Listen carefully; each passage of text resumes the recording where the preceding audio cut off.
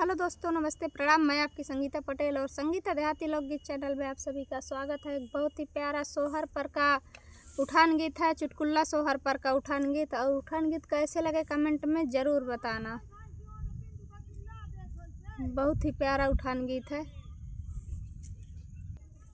जुगनू चमके तलैया में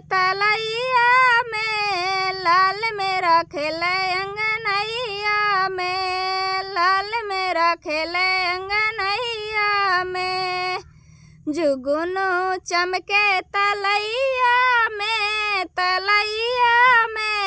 लाल मेरा खेले अंगनैया में, लाल मेरा खेले अंगनैया में। मम्मी हमारी बड़ी सीधी साधी, मम्मी हमारी बड़ी सीधी साधी, सासू हमारी बड़ी नखरे वाली, सासू हमारी बड़ी नखरे वाली। फट गई पेरी लड़ैया में,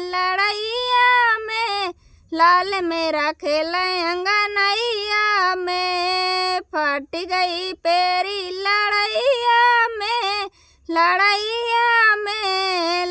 मेरा खेले अंगनैया में। जुगनू चमके तलैया में लाल मेरा खेले अंगनैया में।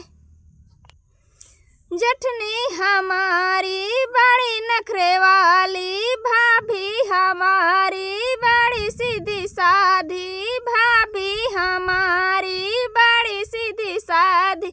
जेठनी हमारी बड़ी नखरे वाली, जेठनी हमारी बड़ी नखरे वाली। टूट गई हरवा लड़ैया में, लाल मेरा खेले अंगनैया में, लाल मेरा खेले अंगनैया में। जुगनू चमके तलैया में लाल मेरा खेले अंगनैया में। बहना हमारी बड़ी सीधी साधी, बहना हमारी बड़ी सीधी साधी। ननदी हमारी बड़ी नखरे वाली, ननदी हमारी बड़ी नखरे वाली। टूट गई झुमक लड़ैया में, लाल मेरा खेले अंगनैया में, लाल मेरा खेले अंगनैया में।